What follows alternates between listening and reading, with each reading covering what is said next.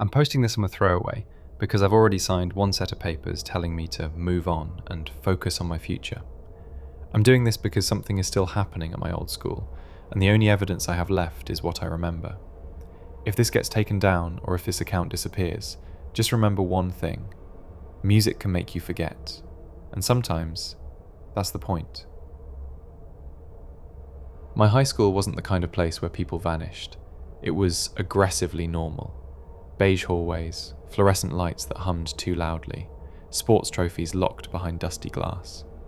If something bad was supposed to happen in our town, it should have been in the woods or an abandoned factory, never in C-Wing's music room. We weren't even a real club, just the leftovers who didn't fit in band or choir but didn't want to go home yet. Sarah, our vocalist, Yusuf on keys, Tyler on drums, a couple of rotating guitarists, and me, writing lyrics and humming in the back. Our old teacher, Mr. Weller, let me stay after school as long as I didn't cause trouble. Then, in the middle of the semester, he was gone. One Friday he was yelling about the spring recital. Monday morning his desk was cleared, and an email said he'd retired early to focus on personal matters. He was 43. No one mentioned him again. The next week we met our new teacher. He entered the music room so quietly that half of us didn't notice. Dark hair brushed back, black button-up, sleeves rolled tight, thin silver watch. He didn't look like a teacher, more like someone pretending to be one. "Good afternoon," he said. Soft voice, but it reached every corner of the room. "You must be the club."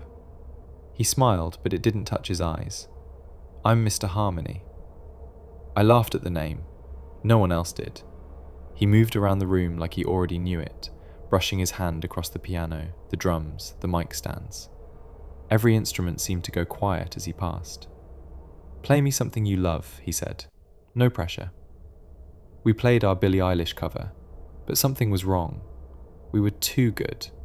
Perfect timing, no missed notes, Sarah's voice flawless. Even my humming hit the exact pitch without searching. When we finished, the silence felt heavy. "Not bad," he said, "but you're all holding back." "That's the best we've ever played," Sarah said. He smiled. "Exactly." He wrote something on the whiteboard, notes and symbols that looked wrong, too tight, curled into themselves. At the top he wrote 432. "What is that?" I asked. "A warm-up," he said, "for focus." We played. Instantly the air changed. My ears popped. The buzzing lights went silent. Outside noises vanished. It felt like the whole building forgot how to breathe. Sarah's eyes unfocused. Tyler's head tilted strangely, but he never missed a beat. Yusuf's chord sounded too thick for human hands, and my humming felt like something was pulling it out of me. When he lifted a single finger, all of us stopped at the same breath. "You see," he said. "Closer." On the way home I tried humming other songs. My brain kept snapping back to his. Week 2, people changed. Sarah, always late, was suddenly early, staring at sheet music we hadn't seen. Yusuf stopped joking. Tyler only moved behind the drum kit, otherwise he sat frozen, sticks in hand. Everyone improved. I fell apart. "You good?" Sarah asked. "You've been spacing out." "It's this song," I said. "It gives me a headache." Instead of laughing, she smiled calmly. "You get used to it, once you stop fighting." "Fighting what?" "Our bad habits," she said, glancing at Mr. Harmony stacking chairs in perfect rows. By Monday, Sarah wasn't there. Wednesday, still gone. Friday, her name vanished from the solo list. "Where's Sarah?" I asked. "Transferred," Mr. Harmony said. "When?" He tilted his head. "Some students don't fit here. Sometimes they find somewhere better." Her social accounts vanished the next morning. That's when I started getting scared. Week 3, he brought a new warm-up. The symbols were worse, sharper, twisted. At the top he wrote 428. "Same goal," he said. "Deeper focus." We played. The room pulsed. The lights flickered in perfect rhythm. My vision tunneled into the staff lines. My pencil slipped from my fingers and hit the floor with a sound that felt impossibly loud. I jerked. My humming cracked. No one else stopped. Their faces were blank, eyes half-lidded, bodies moving flawlessly. "Stop," Mr. Harmony said. They froze instantly. He approached me slowly. "What happened?" he asked.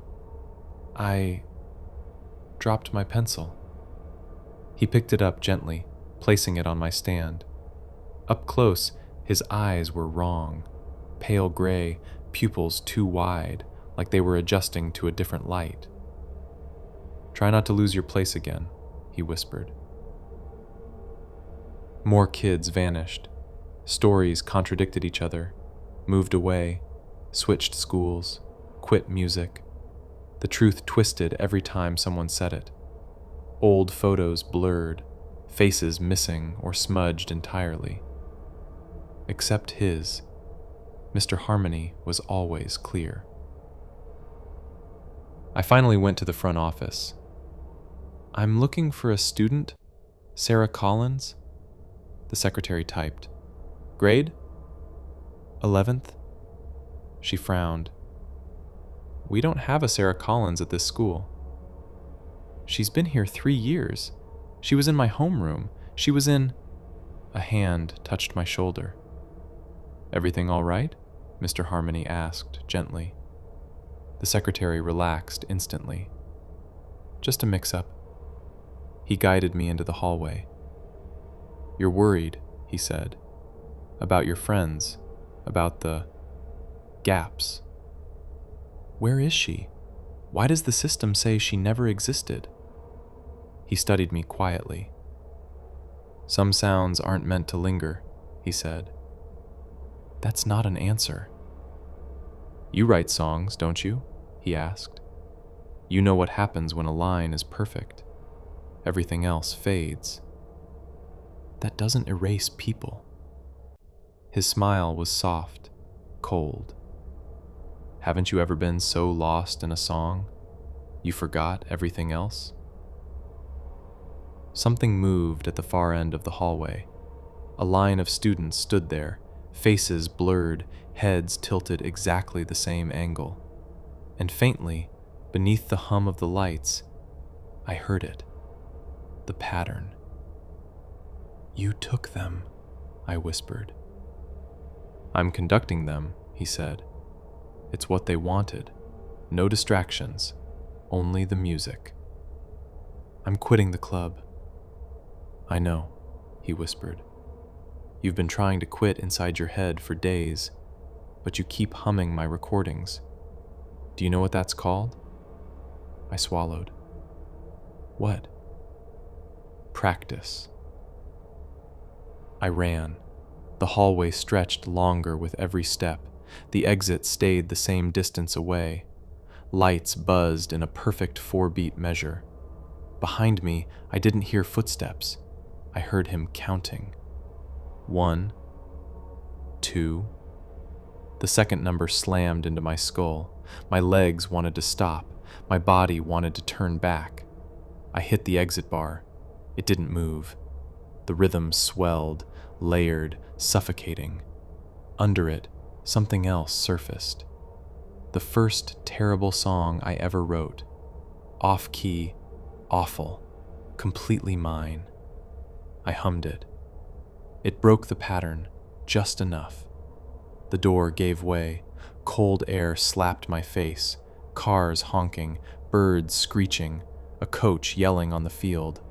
All offbeat, all imperfect, all real. I didn't look back. That was 3 months ago. The club stopped existing. Announcements vanished, posters removed. The school moved on. Online, there's no trace of Mr. Harmony. The staff page lists the position as open. Mr. Weller is still the last director. My friends? Just faint echoes in old tags and comment threads. Only I remember. I think. Today, I saw a banner above the school entrance. Join our revitalized music program. New instructor, limited spots. There was a photo beneath it, blurry, small, but I recognized the silhouette. One hand raised, ready to count. I kept walking. At night, when the house is quiet, I catch myself tapping. 4 beats, over and over. If I ever hear a calm voice whisper, 1, 2, inside my head, I don't know if I'll survive a second time. So if your school ever brings in a charming new instructor with strange warm-ups, don't listen. Because some teachers don't want to help you make music. They want to make you part of theirs.